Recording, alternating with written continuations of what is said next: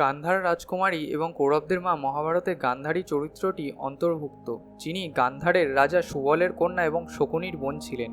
তার নাম গান্ধার শব্দ থেকে এসেছে বলে মনে করা হয়, যা উত্তর পশ্চিম পাকিস্তান এবং পূর্ব আফগানিস্তানের মধ্যে বিস্তৃত একটি অঞ্চল। গান্ধারীর 100 সন্তান জন্ম দেওয়ার জন্য পবিত্রতা অর্জন করার কথা ছিল। এই আশীর্বাদ নিয়ে ভীষ্ম কুরু রাজ্যে গান্ধারীকে জ্যেষ্ঠ পুত্রবধূ হিসেবে বেছে নিয়েছিলেন। বন্ধুরা, আপনাদের স্বাগত জানাই ফ্যাক্টজেনের নতুন একটি এপিসোডে। আজকের ভিডিওতে আমরা গান্ধারীর জীবনের ব্যাপারে কিছু আকর্ষণীয় তথ্য জেনে নেব।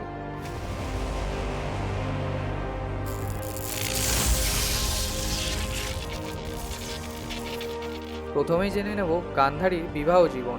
গান্ধারীর বিবাহ কুরু রাজ্যের জ্যেষ্ঠ রাজপুত্র ধৃতরাষ্ট্রের সাথে হয়েছিল। মহাভারত মহাকাব্যে তাকে একজন নিবেদিত প্রাণ স্ত্রী, ধার্মিক, নিষ্ঠাবান এবং সুন্দরী নারী হিসেবে চিত্রিত করা হয়েছে। গান্ধারী গান্ধার রাজদুহিতা বা সুবলপুত্রী নামেও পরিচিত। যখন গান্ধারী জানতেন যে তার স্বামী ধৃতরাষ্ট্র জন্মগতভাবে অন্ধ, তখন তিনি স্বেচ্ছায় চোখ বেঁধে বিবাহিত জীবন জুড়ে স্বামীর ছদ্মবেশে নিজেকে ধারণ করেছিলেন, যা মহাভারত মহাকাব্যে তার প্রেম ও নিষ্ঠার লক্ষণ। এরপরেই জেনে নেব কৌরবদের জন্মের ব্যাপারে। একবার বেদব্যাস গান্ধারীর প্রাসাদে এসে গান্ধারীকে 100 জন শক্তিশালী পুত্রের আশীর্বাদ করেছিলেন। গান্ধারী ও কনিষ্ঠ কন্যা লাভের ইচ্ছা প্রকাশ করেছিলেন। অস্বাভাবিকভাবে দীর্ঘ 2 বছর গর্ভধারণের পর তার গর্ভপাত ঘটে। ঋষি ব্যাস ভ্রূণটি রাখার পরামর্শ দিয়েছিলেন এবং তাকে 101 ভাগে ভাগ করেছিলেন। তিনি সেই অংশগুলিকে ভেষজ ও ঘি দিয়ে চিকিৎসা করেছিলেন। 2 বছর ধরে পাত্রে রাখার পর সেই 101 ভাগ থেকে জীবন্ত প্রাণীর অস্তিত্ব ঘটেছিল। দুর্যোধন, দুঃশাসন, দুর্জয়, দুরন্ত, দুর্বার, দুর্বালক, গান্ধারীর 100 পুত্রকে একসাথে কৌরব বলা হয়। এরপরেই জেনে নেব গান্ধারীর মাতৃত্ব সম্পর্কে। চোখ বেঁধে থাকার কারণে তিনি তার সন্তানদের সুস্বাদু মুখগুলি অনুভব করতে পারেননি। তিনি তাদের নৈতিক পথে পরিচালিত করতে এবং বেড়ে উঠতে অক্ষম ছিলেন।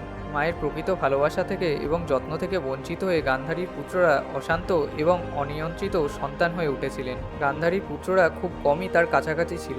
তার পুত্রের ভাগ্য তাদের চক্রান্তকারী এবং ছলনাময়ী কাকা শকুনির দ্বারা ঘৃণা এবং ঈর্ষায় পরিপূর্ণ ছিল। তিনি তার কৃষ্ণাঙ্গ ভাই শকুনির কাছ থেকে তার পুত্রদের ফিরিয়ে আনতে অসহায় ছিলেন। মাতৃত্বের প্রতি তার স্বপ্রণোদিত অন্ধত্বের কারণে তিনি প্রচণ্ড ক্ষতির সম্মুখীন হন। যদিও তার মধ্যে এক ভয়াবহ শান্তি ছিল, তবুও তাকে এইরকম দুর্বল পরিস্থিতিতে সিদ্ধান্ত নেওয়া এবং ভালোভাবে প্রকাশ করার অব্যক্ত ইচ্ছাশক্তি এবং ক্ষমতা বলে বিবেচনা করা যেতে পারে।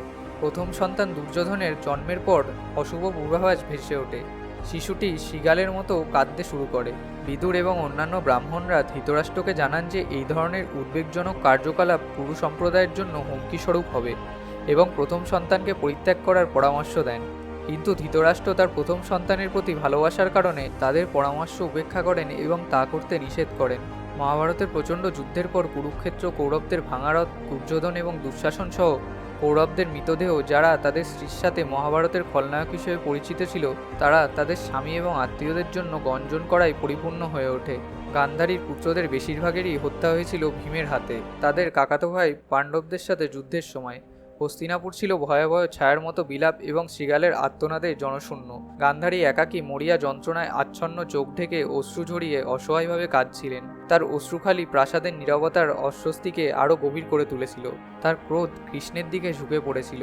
তিনি কুরুক্ষেত্রে এই ধরনের ধ্বংসযজ্ঞ চালানোর জন্য ক্রোধে চিৎকার করেছিলেন।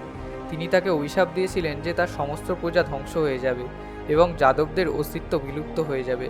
ভগবান কৃষ্ণ চিররহস্যময় হাসি দিয়ে তার অভিশাপ গ্রহণ করেছিলেন। বিশ্বাস করা হয় যে যাদবদের মধ্যে যুদ্ধ সংঘটিত হওয়ার 36 বছর পর গান্ধারীর অভিশাপ কার্যকর হয়েছিল। বিশ্বাস করা হয় যে সোনার নগরী হিসেবে পরিচিত দ্বারকা নগরী ভগবান কৃষ্ণের মৃত্যুর পর সমুদ্রে ডুবে যায়। 15 বছরের যুদ্ধের পর গান্ধারী তার স্বামী এবং বিদুর প্রাসাদ ছেড়ে বনে চলে যান। তিনি কুন্তির ঘনিষ্ঠ ছিলেন, যার সাথে তিনি তাকে বড় বোন হিসেবে সম্মান করতেন।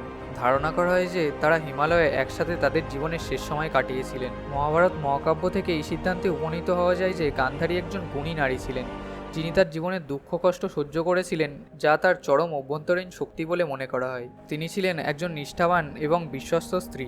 গান্ধারীও ছিলেন ভগবান শিবের একজন সৎ এবং নিবেদিত প্রাণ উপাসিকা। মহাভারতে গান্ধারীর পুত্রদের অশান্ত হিসেবে চিত্রিত করা সত্ত্বেও গান্ধারী ক্রমাগত তার পুত্রদের সঠিক পথের নীতি অনুসরণ করতে এবং পাণ্ডবদের সাথে সমঝোতা করার জন্য উৎসাহিত করেছিলেন।